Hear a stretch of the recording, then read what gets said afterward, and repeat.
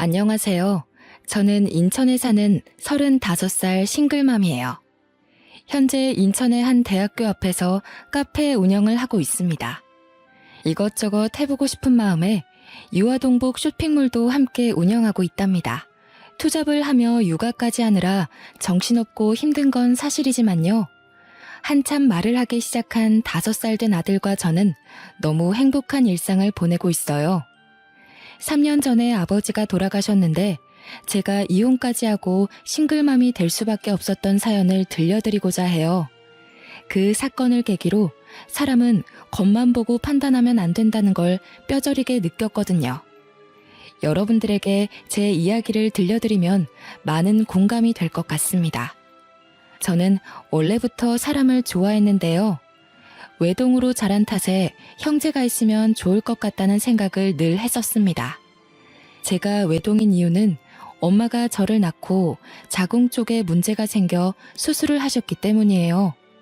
출혈도 심하셨고 원래 몸이 약하셨던 분이라 출산 후에 건강 상태가 많이 안 좋아진 상태셨죠. 결국 어머니는 수술 후유증과 합병증으로 제가 초등학교 3학년이 된 해 돌아가셨어요. 홀로 남겨진 아버지는 엄마의 죽음 슬퍼할 겨를도 없이 어린 저를 키우셔야 했지요. 아버지는 시골에서 농사를 지으시며 저를 부족함 없이 뒷바라지 해주셨어요. 1만 평 정도 되는 논에서 쌀농사를 지으시고 깨, 배추, 감자, 고구마 등 없는 게 없었죠. 주로 농수산물 시장에 직접 내다 팔기도 하셨지만 마트나 백화점에도 납품을 하셨답니다. 유기농으로 키우신 작물들이고 좋다는 입소문이 난 덕분이었죠. 아무튼 아버지는 저를 키우시면서 유행에 뒤처질까 계절마다 새로운 옷을 사입히셨고 남들이 웬만하면 가지고 있는 아이들한테 인기 있는 것이면 무조건 사주셨고 엄마 없이 자란 티를 내면 안 된다며 머리도 손수 묶어주시기까지 하셨는걸요. 그렇게 유년 시절을 보내고 대학을 졸업하고 막 사회에 발을 들이기 시작할 무렵이 되었죠. 당시 25살이었던 저는 유아교육과를 졸업하여 어린이집 교사로 근무를 시작하게 됐습니다. 예쁘고 귀여운 아이들과 생활을 하다 보니 매일매일이 활기찼어요. 한 명도 아니고 아이들을 보육하는 건 상당한 에너지를 필요로 하지만 저에게 와서 안기는 아이들을 보면 없던 힘도 솟아나곤 했죠. 어린 나이에 남의 애를 돌보는 게 쉽지 않은데 잘 챙겨주신다며 학부모들 사이에서도 제 평판은 좋았습니다. 어린이집 교사로 근무한 지 2년쯤 되었나? 어느 날 같이 근무하던 동료 교사가 소개팅을 주선해주겠다고 하는 겁니다. 모임에 갔다가 휴대폰을 하는데 우연히 제 사진을 본 지인이 소개시켜달라며 졸랐다는 거예요. 저는 아직은 연애할 생각이 없어 한사코 거절했죠. 선생님은 지인이 사람 됨됨이가 좋고 무엇보다 인물이 훤칠하다며 칭찬을 아끼지 않았죠. 아이 참, 한 선생 진짜 좋은 사람이라니까. 내가 보장해. 어차피 이제 좋은 사람 만나서 슬슬 결혼 생각도 해야 하지 않아? 내 체면 봐서라도 제발 한 번만 만나주라. 내가 자신 있게 오케이 했는데 안 나가면 내 체면이 말이 아니잖아. 응? 아, 선생님, 제가 그렇게 말씀드렸는데도 먼저 소개해 주신다고 말을 해버리면 어떡해요. 진짜 선생님 부탁이니까 나가는 거예요? 잘 안 돼도 제 탓 아니에요. 그래.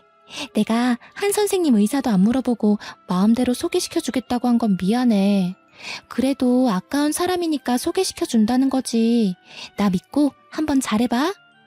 자신의 얼굴을 봐서라도 만나달라고 사정을 하는 통에 결국 소개팅 자리에 나가버렸죠. 그 남자는 저보다 2살이 많았고 금융업계에서 일하는 펀드 매니저였어요. 주선자의 말대로 훤칠한 키와 준수한 외모, 번듯한 옷차림새, 누구나 좋아할 법한 있어 보이는 훈남형 스타일이었습니다. 솔직히 잘생긴 외모에 첫눈에 반했던 저는 연락처를 주고받고 적극적으로 대시했어요. 나중에 들어보니 남편은 솔직한 심정으로 제가 마음에 들지 않았었다고 해요. 아니 글쎄 먼저 소개를 시켜달라고 졸랐던 적도 없다는 겁니다. 같이 근무하던 선생님이 워낙 말이 많으시고 활발하셨거든요. 그래서 중간에서 의사소통이 좀 덜 됐나 보다 하고 대수롭지 않게 넘겼어요. 처음에 남편은 적극적인 제가 부담스럽다며 만남을 거부하기도 했고요. 그래도 저 나름 인기 있는 여자였거든요. 학부모들 사이에서 평판도 좋고 좋은 선자리도 많이 들어왔었는데 무슨 생각에서인지 아이들과 함께하고 싶다는 생각에 다 거절했었거든요. 솔직히 자랑하자면 저 어디 내놔도 기죽은 외모는 아닙니다. 어디 가서 못생겼다는 말을 들어본 적 없는데 남편은 저를 그렇게 많이는 좋아해주지 않았어요. 아무튼 저의 적극적이고 끊임없는 애정 공세로 남편은 알겠으니 그만하라며 저를 만류할 정도였어요. 결국 저의 끈기에 두 손 두 발을 든 남편과 몇 번의 데이트를 즐긴 뒤 그렇게 저희는 연인 사이로 발전하게 됐죠. 바로 이 사람이 이혼한 전 남편이고요. 연애한 지 1년 반쯤이 지났을까? 남들과 싸우기도 하고 여행도 하며 알콩달콩 보통의 연애를 했죠.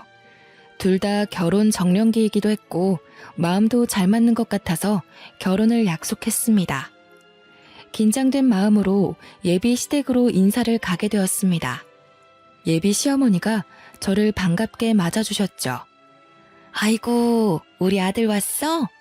아가씨 잘 왔어요. 오는데 불편함은 없었죠?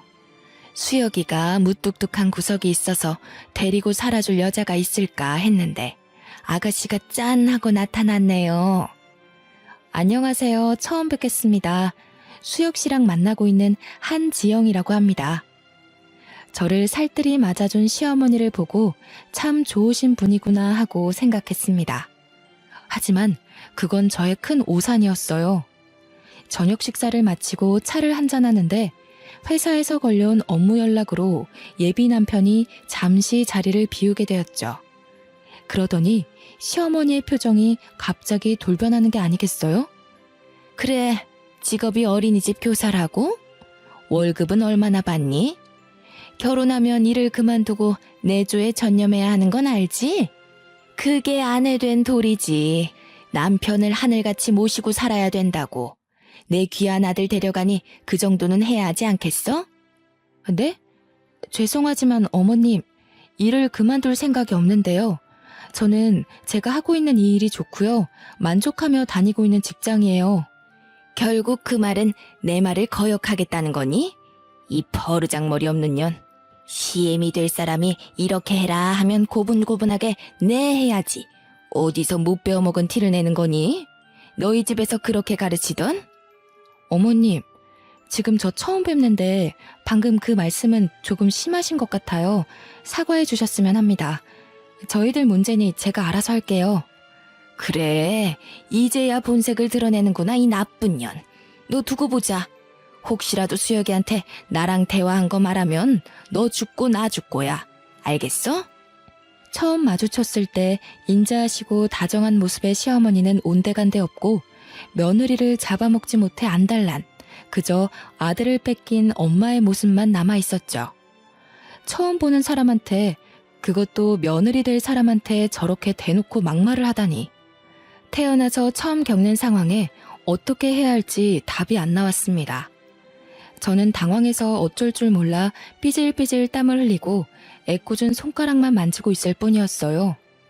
통화를 끝내고 돌아온 남편이 내일 출근해야 한다며 늦었다며 집에 데려다 주겠다 했죠. 남편의 손을 잡고 현관문을 나섰습니다. 아까 잘 먹는다며 챙겨줄 테니 가서 먹어라 하고 파전을 챙겨주시며 웃으며 조심히 가고 연락하겠다는 예비 시어머니의 말에 저는 등골이 오싹했죠. 표정은 그게 아니었거든요. 이 일을 남편에게 말해야 하나 고민하며 며칠 밤을 지새웠죠.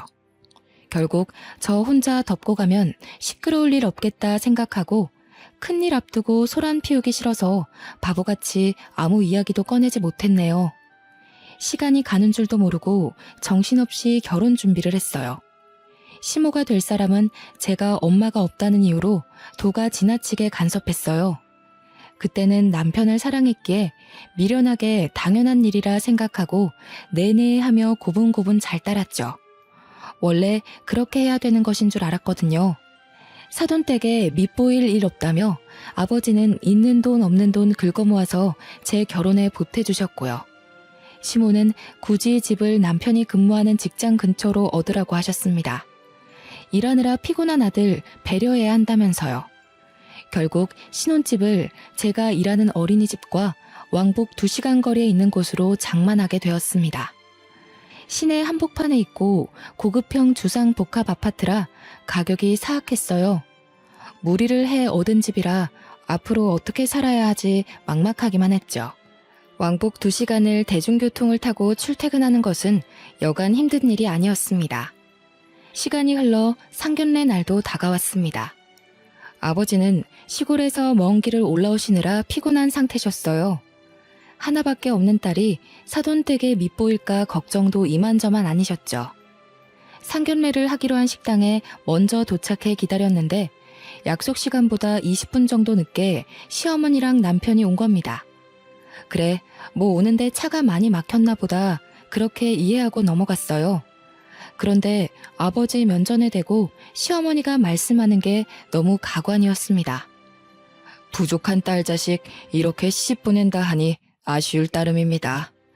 제가 아이 엄마가 먼저 하늘나라로 가고 그래도 부족함 없이 키웠다고는 하는데 사돈댁에 누만 안 됐으면 하는 바람입니다. 저희 딸 잘 부탁합니다. 사돈, 지영이는 어디 가도 이런 신랑감 못 구해요. 우리 잘난 아들이 좋다고 하니까 결혼시키는 거고요. 지영이 아직 배울 게 많아 보입니다. 그리고 결혼하실 때 얼마나 보태주실 예정이세요? 필요하신 부분이 있으면 언제든지 말씀해 주세요. 딸아이 하나 시집 보내는데 그 정도도 못해줄 부모가 어디 있나요? 원하시는 게 있으시거든 아이들 통해서 말씀해 주시죠. 시어머니는 대놓고 아버지에게 얼마를 해줄 수 있냐며 무엇을 해주겠냐며 따지듯이 물으시더라고요. 요즘은 반반 결혼이 유행이어서 저도 당연히 그런 식으로 하겠지 했는데 귀한 아들이랑 결혼하니 그 대가를 치러라. 그런 뜻으로밖에 안 들렸어요. 상견례가 끝나고 이 결혼을 해야 하나 속으로 망설였지만 아버지께서는 사돈댁도 자기 아들 걱정하는 마음에 그렇게 말한 거 아니겠냐며 좋게 생각하라고 하시더라고요. 아니나 다를까 며칠이 지나 남편을 통해 예단 예물 목록을 보내셨어요. 목록을 보니 정말 기가 찼습니다. 집에 들어가는 돈은 반드시 각자 집안에서 절반씩은 보태야 하고 혼수 예산은 원래 신부가 해오는 게 전통이라며 가전이며 가구, 신랑에게 새 차를 뽑아줄 것을 요구했고 시어머니의 꾸민비 명목으로 2천만 원을 별도로 달라고 하신 게 아니겠어요? 저는 그날로 남편을 불러 이건 너무한 것 아니냐며 따져 물었어요. 자기도 자세히 보지는 않았다며 원래 그 정도 하는 거 아니냐는 말만 되풀이할 뿐이었죠.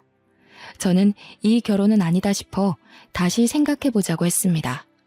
남편은 세상 물정을 잘 모르는 것 같았어요. 직업만 펀드 매니저면 뭐합니까? 막상 자기 결혼 문제로 이렇게 트러블이 생기는데 중간 역할도 못하고 도저히 안 되겠다고 판단되어 양가 집에 결혼은 없던 걸로 하자고 말하려던 찰나에 남편이 울며 불며 매달리고 난리가 났습니다. 한번 생각해달라며 결혼하면 자신이 알아서 단돌이하고 중간 역할도 잘하겠다며 무릎까지 꿇고 싹싹 비는 거 아니겠어요? 저는 남편을 사랑하는 마음이 남아있었기에 그 꼬임에 넘어가 용서하고 말았죠. 남편이 말한 내용을 각서로 받아 고이 간직하고 약속을 어길 시 이혼을 하겠다고 엄포를 놓았어요. 지금 생각해보면 그때라도 멈췄어야 했습니다. 어쨌든 시간이 지나 저희는 결혼식을 무사히 올렸어요. 하와이로 신혼여행도 다녀왔고요. 친정에 먼저 들러 아버지와 오순도순 이야기도 하고 아버지랑 친한 동네 어르신들께 식사도 한 끼 대접해 드렸습니다. 피곤함에 하룻잠을 자고 다음날 시댁에 갔는데 시어머니가 처음처럼 살뜰하게 반겨주는 게 아니겠어요? 이제 며느리가 됐으니 잘해주시려나 보다 하고 생각했죠. 남편은 피곤하다며 저녁을 먹고 먼저 샤워를 하겠다고 욕실에 들어갔는데 아니나 다를까 시어머니가 저에게 이리 와보라며 안방에 들어가서 이야기 좀 하자네요. 예, 너는 도대체 어디서 배워먹지도 못한 티를 내는 거니? 신혼여행을 다녀왔으면 당연히 시댁에 먼저 와서 인사를 하는 게 도리 아니니? 그리고 선물이 고작 이 가방 하나야? 너는 도대체 날 뭘로 보고 이딴 취급을 하니? 시어머니 가방요? 제일 유명한 명품 브랜드에서 거금을 주고 산 한정판이에요. 축의금 신혼여행에 보태 쓰라며 주신 용돈을 탈탈 털어 제일 먼저 산 게 그 가방입니다. 1,000만 원이 넘는 거금을 들여 장만해 드렸는데 좋아하시긴커녕 면박을 주시더라고요. 죄송해요. 지금 아버지도 혼자 계시고 적절하실 테니 수혁 씨가 먼저 찾아뵙자고 했어요. 어머님께는 잘 말씀드렸다길래 그런 줄 알았어요. 그리고 어머님, 저희가 그래도 고심하면서 고른 가방이에요. 한정판이라서 어렵게 구했어요. 어머님이랑 잘 어울리실 것 같아서요. 이깟 가방이 뭐라고. 암만 수혁이가 미리 말했어도 그렇지. 다 거절하고 시댁에 먼저 와서 한복 입고 절하고 그래야 하는 거야. 이래서 가정교육이 참 중요한 건데 어디 가서 엄마 없는 티 내고 다니지 말렴. 그나저나 너 일은 그만뒀니? 아직 다니고 있어요. 당장 그만두기는 뭐해서 올해까지만 다니기로 했어요. 인수인계 문제도 있고요. 뭐? 내가 결혼 전에 그렇게 말했잖니?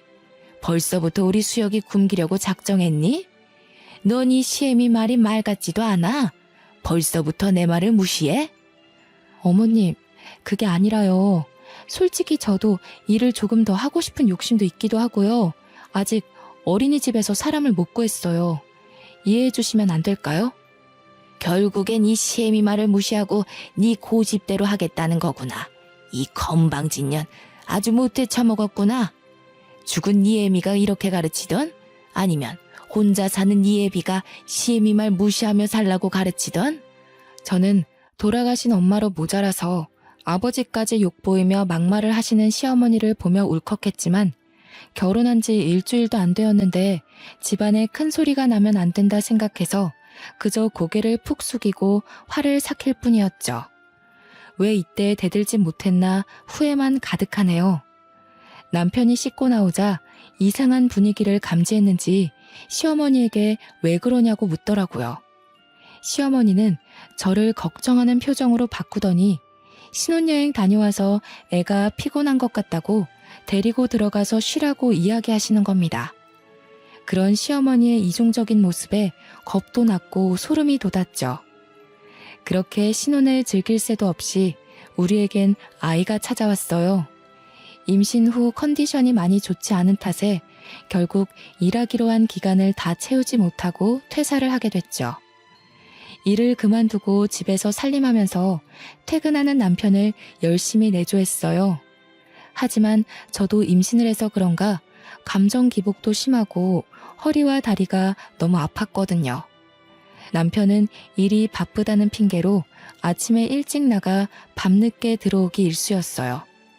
저는 자연스레 혼자 밥 먹고 혼자 무언가를 한다는 것에 익숙해지기 시작했죠. 그런데 아무리 정성스런 내조를 해도 남편은 저에게 고맙다는 말 한마디를 하지 않았어요. 이제 와서 생각해보면 왜 그런 대우를 받고도 바보같이 버티고만 있었나 싶네요. 그 와중에 시어머니는 이중적인 면모를 보이셨어요. 참 여전하셨습니다. 남편 앞에서는 임신한 며느리를 살뜰하게 챙겨주는 착한 시어머니 코스프레를 하더라고요. 아들 앞에서 휙휙 돌변하는 시모의 모습에 기가 차서 할 말을 잃었습니다.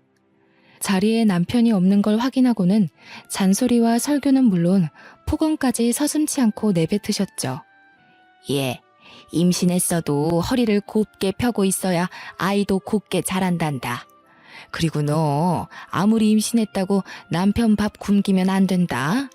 애 가진 게 뭐 대수니? 나 때는 애 낳고 하룻밤 자고 나가서 바로 일도 하고 그랬어. 여자는 응당 그렇게 해야 되는 거야. 어디서 못 배운 티 내지 말고 이 시애미가 가르쳐줄 때 잘 새겨들어. 이후에도 계속되는 시어머니의 두 얼굴에 결국 참지 못하고 남편한테 이야기했습니다. 근데 남편의 반응이 가관인 거예요. 임신해서 너무 예민한 거 아니냐며 진정 좀 하라면서요. 당신 지금 임신했다고 너무 예민하게 구는 거 아니야? 난 우리 엄마가 당신한테 엄청 잘해주는 모습만 봐서 좀 안 믿긴 해. 그리고 이중적인 모습이라니 단어가 좀 그렇다. 그래도 시어머니인데 당신이 좀 이해하고 받아줄 수는 없어? 좋은 게 좋은 거라고 하잖아. 설마 엄마가 안 좋은 뜻으로 그런 말 할 사람도 아니고. 당신이 좀 예민한 것 같아. 당신은 내가 힘들다고 말하면 한 번쯤은 얼마나 힘들었냐고, 많이 힘들었냐고 위로해 줄 수는 없어? 진짜 너무하다. 다른 사람도 아니고 당신 와이프가 이렇게 힘들다는데 내 말에 공감 하나 안 해주잖아. 역시 남의 편이라더니 그 말이 딱 맞네. 조금만 참으라는 말이 그렇게 어렵냐? 엄마가 악의적으로 너한테 뭔가를 했다면 벌써 소란이 나도 났겠지. 어른이 노파심에 그러는데 너가 좀 이해해라. 가만 보니 임신해서 그런가 왜 이렇게 사람이 신경질적이야? 뭐? 말 다 했어? 나 임신하고 하루라도 다리 뻗고 깊게 잠든 적 없어. 당신이야말로 나한테 관심 좀 가져. 그래도 제 딴에는 어머니 말씀처럼 남편 내조 잘해주려고 매 끼니 밥도 해먹이고 최대한 피로감을 풀어주려고 퇴근 후에 뭐 사달라고 따로 부탁하는 것도 없었거든요. 근데 저더러 참으라고만 하니 너무 기가 찼습니다. 막달이 다가올수록 둥그렇게 불러온 배를 부여잡고 일하는 게 쉽지 않았어요. 제가 낑낑대는 모습을 보이니 남편은 몸 생각부터 하라고 이제 식사 준비 안 해줘도 괜찮다고 하더라고요. 몸이 무겁고 움직이기도 벅찬 탓에 밥을 차려주지 못했지만 남편도 알아서 잘해 먹으니 걱정은 없었습니다. 며칠 뒤 어김없이 시어머니가 전화를 했습니다. 너 어제도 수혁이 밥 안 차려줬다며? 걔가 착해서 그렇지. 너 왜 우리 아들 굶기니? 안 그러기로 나랑 약속까지 했잖아. 내가 애초에 너 같은 애를 집안에 들이는 게 아니었어. 서로 좋다고 하니까 마지못해 결혼시켰지. 에휴, 며느리 복이 이렇게 없어서야. 남편에게 말해봤자 저만 이상한 여자가 될 것 같아서 속에 꾹 담아두었어요. 제가 이러려고 남편과 결혼했나 싶을 정도로 한심하다는 생각도 들더군요. 아이가 태어나고 밤낮이 바뀌어가며 육아를 하는데 너무 힘들고 지치더라고요. 배고파서 우는 건지 어디가 불편해서 우는 건지 알 길이 없었어요. 아이는 저를 찾아 자주 보챘고 도저히 안 되겠어서 아이를 안고 저도 같이 몇 번 울었습니다. 한 번은 남편에게 아이를 잠시 봐주면 금방 씻고 오겠다고 했어요. 씻고 나오니 남편은 정말 아이를 쳐다만 보고 있는 겁니다. 아이가 100일이 지날 때까지 기저귀 한 번 안 갈아본 사람이에요. 아이를 낳고 조리원에서 수유하느랴 몸조리하느랴 정신없는데 남편은 편한 침대에 누워만 있고 제가 무얼하던 신경 안 쓰고 잠만 잘 자는 사람이었어요. 그렇게 점점 남편에 대한 기대감조차 없어져 갔죠. 어느 날 저는 청천벽력 같은 소식을 듣게 됐습니다. 아버지 옆집에 사는 친하게 지내시던 김씨 아저씨가 저에게 전화를 하신 거예요. 어이, 지용이 잘 있는가? 지금 좀에 심각해서 내가 전화를 했구먼. 한씨가 자전거 타고 오다가 그만 트럭이랑 교통사고가 나버렸어. 내가 연락을 받아서 급하게 병원에 데리고 왔구먼. 조금 상황이 심각하니까 어서 와야 쓰겄어. 아버지가 이웃집에 농사를 도와주고 집으로 오시는 길에 교통사고를 당하셔서 병원으로 이송했는데 생각보다 많이 위독하시다는 겁니다. 아저씨와 전화를 끊은 뒤 남편에게 연락해 아이를 맡기고 저 혼자 병원을 가보려고 했습니다. 여보, 어떡해? 아빠가 교통사고가 크게 나셨나 봐. 지금 병원에서 응급처치 중인데 아저씨 말로는 상태가 많이 위독하시대. 근데 나 애 혼자 두고 병원 못 가겠어. 그러니까 여보가 와서 잠깐만 애 봐주면 금방 갔다 올게. 뭐? 그런데 어쩌지? 나 지금 중요한 회의 중이거든. 조금 있다가 다시 전화할게. 뭐? 회의? 우리 아빠가 지금 돌아가시게 생겼는데 당신은 그딴 회의가 중요해? 막말로 당신 어머니가 다쳐도 이런 식으로 모른 척 할 거니? 아니잖아. 당신 장인어른이야. 회의고 뭐고 당장 집으로 와. 뭐래? 내가 중요한 회의라고 말했지. 잘못하면 몇 억이 순식간에 날아가는데 네가 좀 이해해주면 안 되냐? 바쁘니까 좀 끊어. 세상에, 정말 기가 막히지 않나요? 저런 사위가 또 어디 있을까요? 장인어른이 당장 돌아가시게 생겼는데 회의해야 한다며 끊으라는 저 태도. 기가 막히고 화가 났지만 우선 아버지를 뵈야 했기에 6개월 된 아이를 들쳐매고 힘겹게 아버지가 계신 병원으로 달려갔어요.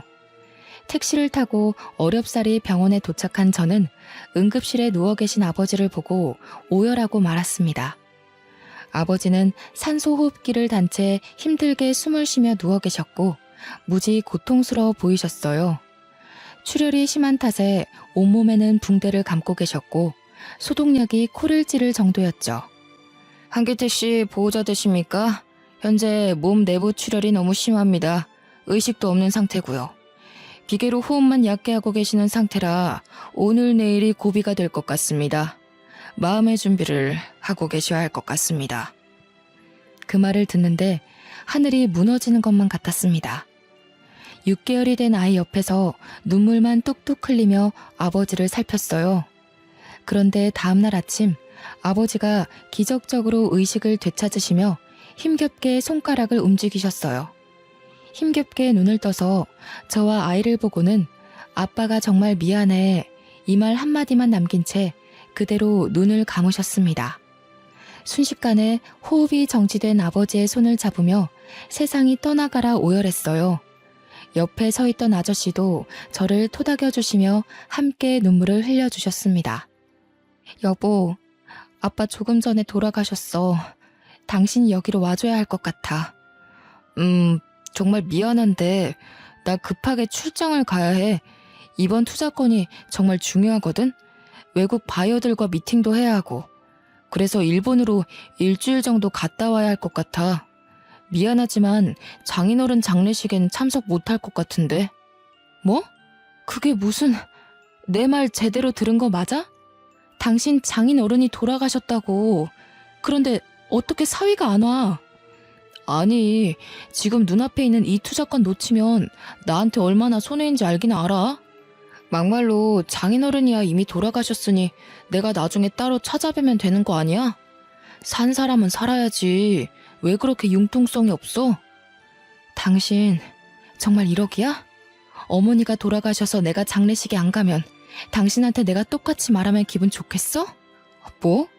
여기서 갑자기 산 사람을 죽내만에 그 이야기가 왜 나와? 우리 엄마랑 장인어른이랑 같아? 아무튼 나 지금 당장 출장 갈 준비해야 돼. 바빠 끊어. 중요한 거라니까 이 사람이 자꾸. 진작 이혼을 하지 않고 살던 것이 정말 후회가 됩니다. 장인어른이 돌아가셨는데 아무리 그래도 그렇지 그놈의 출장이 대수인가요? 저는 남편과는 더 이상 같이 결혼 생활을 유지할 이유가 없다고 생각했어요. 장례식이 끝나면 곧바로 이혼을 해야겠다고 결심했죠. 그 와중에 시댁에선 장례식장과 거리가 멀다고 사람 한 명 안 오고 고작 조의금 30만 원을 보내온 게 전부였습니다. 남편에게 몇 번 더 연락은 했지만 정말로 출장을 가버린 건지 끝끝내 받질 않더군요.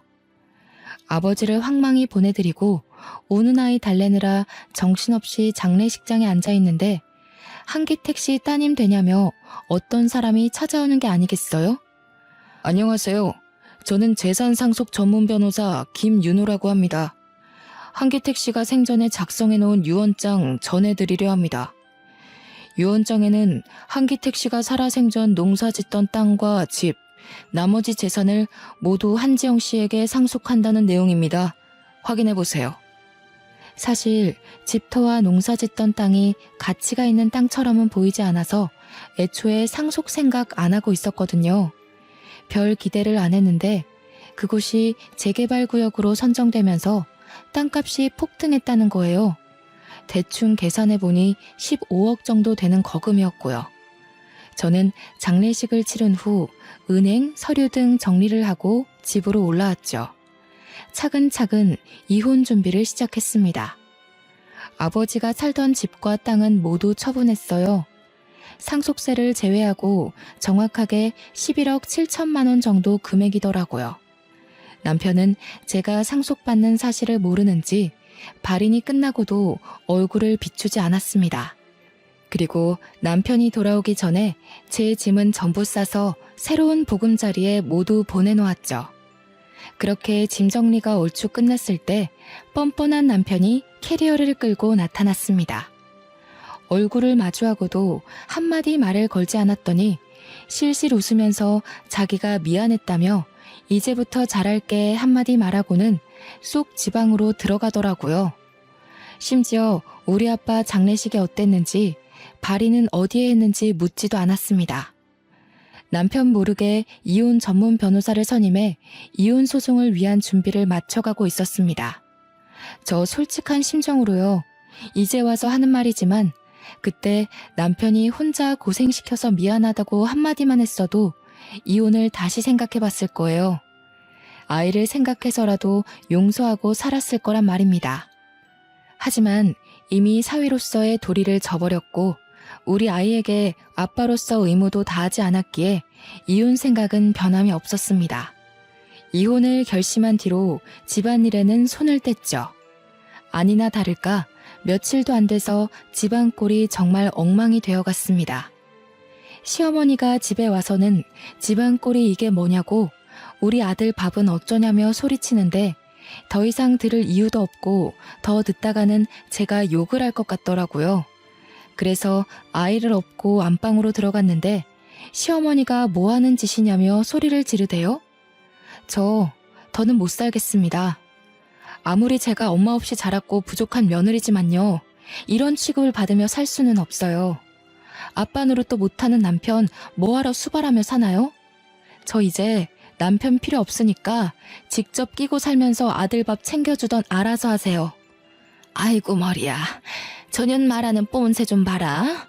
너 내가 엄마 없이 자란 티 내지 말라고 했어 안 했어? 이게 오냐오냐 하니까 아주 기어오르는구나. 당신 말 다 했어? 내가 다 사정이 있다고 그렇게 이야기했는데 1억이야? 나가도 애는 두고 나가. 당신이 무슨 능력이 있어서 애를 키워? 능력이 없는 건 당신들이야. 장인어른이 돌아가셨는데 그깟 출장이 중요해서 처자식은 안중에도 없는 당신이나 그저 아들아들하며 끼고 살려는 시어머니나 똑같아. 당신 그 얼마 안 되는 돈 나는 필요 없으니까 개나 줘버려. 말이면 단줄 아냐 이년아? 가진 것도 없는 것 거둬줬더니 배은망덕하게. 네가 돈이 많으면 얼마나 많다고 그 난리야. 애비가 죽고 남겨준 유산이라도 있다던? 시엠이랑 남편 두고 집 나가면 잘 살 것 같니? 이 시건방진년. 말 다 하셨어요? 못 배운 티 내는 건 어머님이세요. 네, 저 유산 상속 받았어요. 아빠가 돌아가시면서 남겨주신 재산이 있더라고요. 저랑 지호 둘 다 평생 놀고 먹고 살 수 있는 돈이니까 신경 끄세요. 시어머니와 남편을 무시하고 집을 나서려던 그 순간 제 머리가 뒤로 획 젖혀지는 게 아니겠어요? 시어머니가 뒤에서 제 머리채를 잡았기 때문이었죠. 너 이대로 나가면 우리 아들 이혼남만 되잖아. 네 따위가 귀한 아들 혼사길 망쳐놓으려고 작정을 했구나. 아줌마, 한 번만 더 내 몸에 손대기만 해봐. 절대 가만 안 있을 줄 알아. 당신도 폭행죄로 고소해서 깜빵에 쳐넣어줄 테니까. 어디 한 번 더 해봐. 그리고 당신 아들이 이혼남 되는 게 나랑 무슨 상관인데? 나 이제 당신 며느리 안 할 거야. 아직도 내 말 못 알아먹어? 역시 머리에 든 게 없으니까 이해도 느리지? 아, 당신 어쩌냐? 너네 엄마 머리 회전 느려진 거 보니까 곧 요양병원에 모셔야겠다. 숨도 쉬지 않고 속에서 하고 싶었던 말을 내뱉어 버렸습니다. 그리고 시어머니와 남편을 있는 힘껏 밀치고 제 집으로 건너왔습니다. 며칠 뒤 남편은 저에게 끊임없이 연락을 해왔습니다. 유산 상속받은 걸 왜 이야기 안 했냐며 혼자 잘 먹고 잘 살 생각이냐며 소리치길래 아직 정신을 덜 차렸나 보다 하고 생각했죠. 제가 갖고 있는 재산 때문인 건지 남편은 갑자기 다시 한번 생각해보자는 말을 하더라고요. 저도 당장 이혼 소송을 하고 갈라설 수 있었거든요. 근데 이대로 끝내면 아쉬울 것 같아 한 방 먹여줘야겠다 생각했어요. 남편은 아니나 다를까 제가 상속받은 재산이 목적이었죠. 속에서 열불이 나 당장이라도 얼굴을 죄다 쥐어 뜯어버리고 싶은 심정이었어요. 남편은 그동안 자기가 미안했다며 다시 화해하고 잘 살아보자고 웃으며 이야기하는 겁니다. 다 같이 잘 살아보자는 의미로 투자권을 제시하겠다는 이상한 말을 하면서요. 저는 일단 알겠다고 하고 일부러 화해하는 척을 했죠. 사실 회사에서 추진하고 있는 새로운 투자건이 있는데 여기가 대박이거든? 자기가 여윳돈이 있으면 내가 추천하는 종목에 투자를 해주면 안 될까? 나 믿고 투자하면 몇 배로 불려줄게. 5억만 있으면 돼. 나 투자해본 경험도 없고 그런 거 함부로 할 생각 없어. 뭘 믿고 거기에 내 돈을 투자해야 해? 그것도 5억을? 그 돈이 땅 파면 나오니? 지영아, 나 한 번만 믿어줘. 내가 그동안 너한테 못할 짓 많이 했지만 이건 확실하다니까? 이번 일 성공하면 우리 돈방석에 앉는 거야. 돈 걱정 없이 살 수 있다고. 저는 마지못해 알겠다고 말을 했더니 다음날 잘 타던 차를 1억 넘는 외제차로 바꾸는 겁니다. 5억을 투자하면 자신이 상당 부분 커미션을 받기로 한 건지 투자 계약서는 아직 쓰지도 않았는데 두 부녀는 김칫국을 원샷 때려버린 거죠.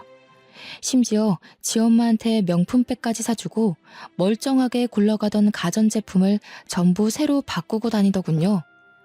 눈치채셨겠지만 투자한다고 말만 했지 실제로 돈을 주지도 않았을 뿐더러 끝내버릴 생각이었어요. 투자금을 주기로 약속한 날이 다가올수록 저는 이를 갈고 있을 뿐이었죠.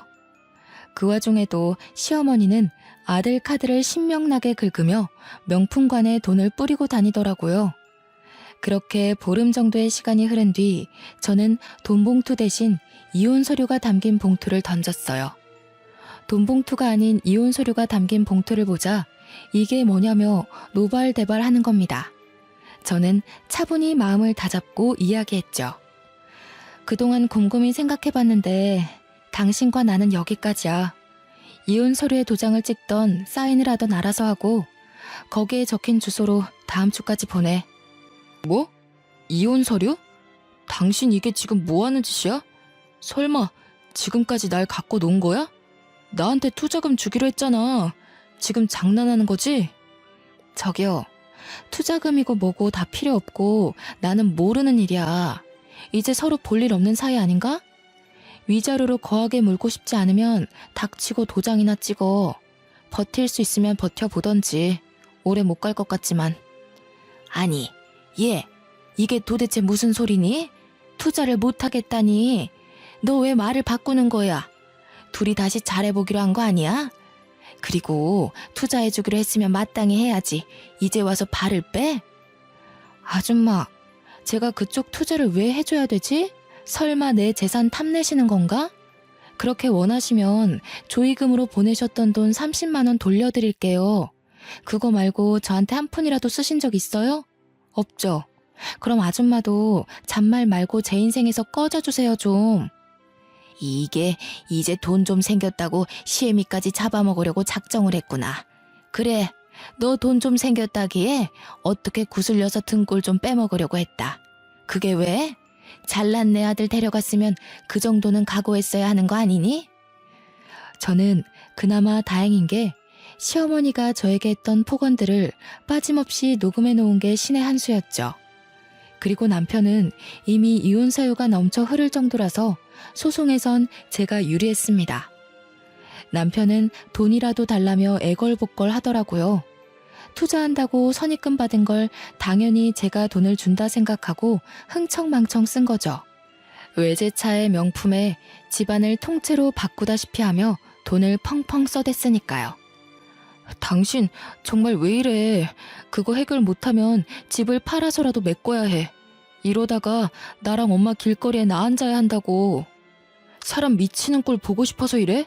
투자금 보태주기로 했으면 보태줘야지. 당당하던 당신 모습 어디 갔니?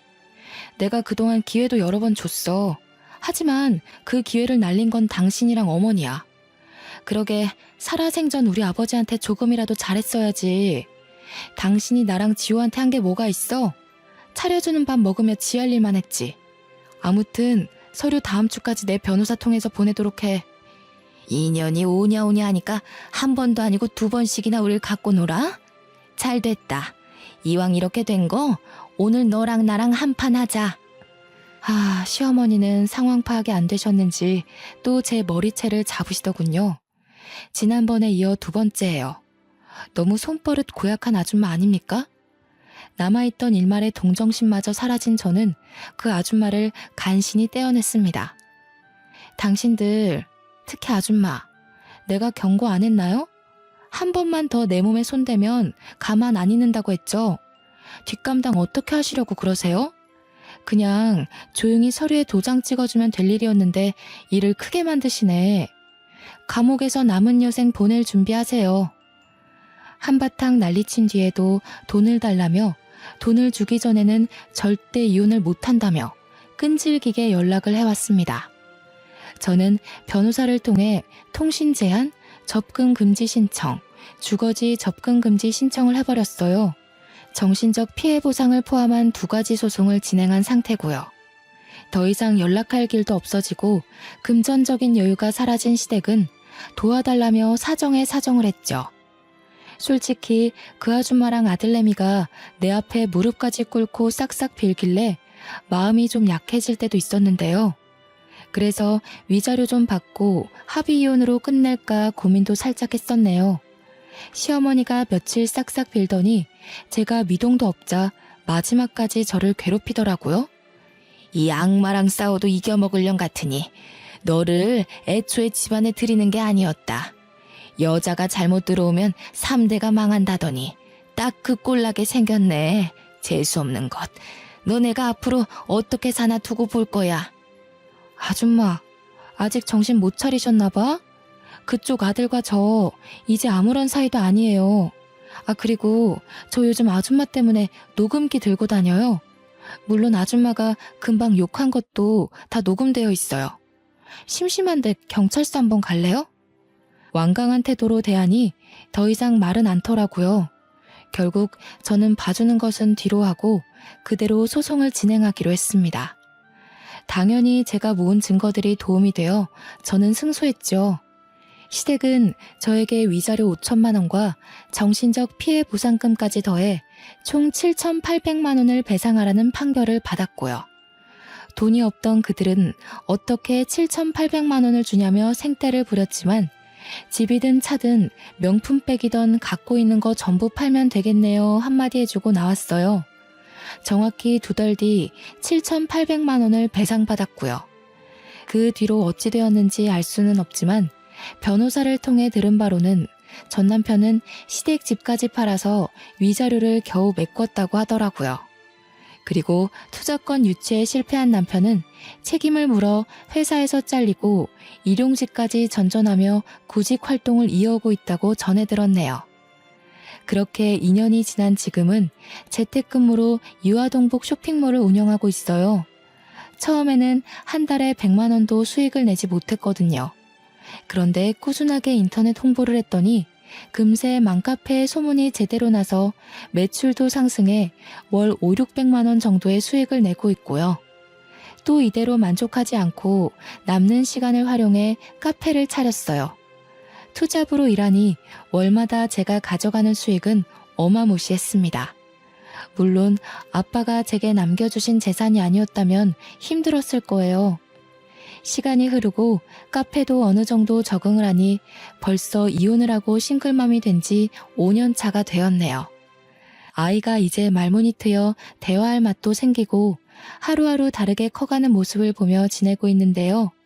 가끔은 이혼이라는 흠이 생겨 아이가 훗날 우리 집은 왜 남들과 다르냐고 물으면 어떻게 설명을 해줘야 할지 막막하기도 합니다.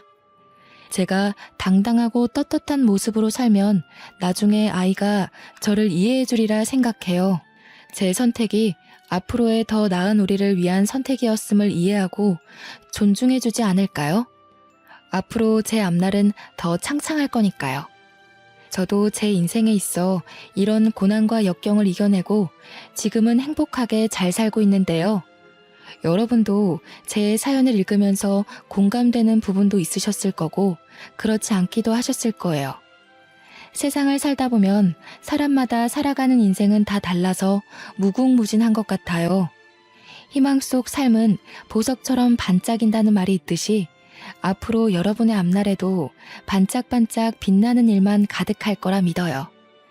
저의 긴 사연을 읽어주셔서 감사합니다. 행복하세요.